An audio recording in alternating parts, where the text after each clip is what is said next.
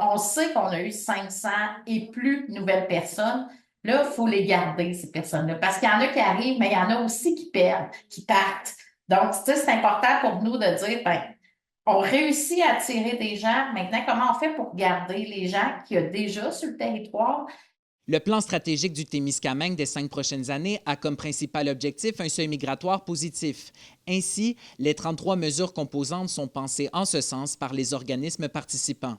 Au-delà de vouloir développer et garder les services en région, on y trouve notamment des actions pour une valorisation de son industrie forestière.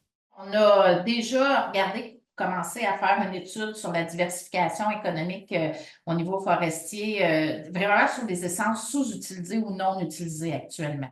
Une diversification de son économie est aussi mise de l'avant, notamment avec l'agriculture biologique et les énergies renouvelables, mais aussi avec le développement de sa filière en tourisme d'aventure, secteur qui a pris de l'ampleur dans la région depuis 6 ans. Il y a eu la mise en place de la coop de l'arrière-pays. Il y a eu le RAID international qu'on fait depuis quelques années.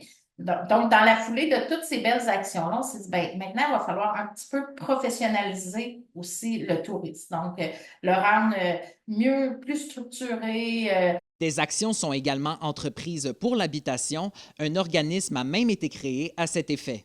Il est arrivé des nouvelles personnes au Témiscamingue. Fait que c'est sûr qu'à un moment donné, ça met de la pression sur le logement. Fait que dans le fond, avec l'organisme qui a été mis en place, ben, en plus, il y a toute la question du logement social. On sait qu'il n'y en a jamais assez, là. Donc, il y a tout ça qu'on met dans le panier. La préfète de la MRC du Témiscamingue, Claire Bolduc, souligne le caractère inouï du plan stratégique.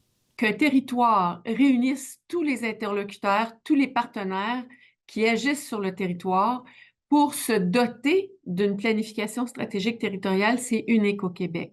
Félix Blaquière pour RNC Nouvelles.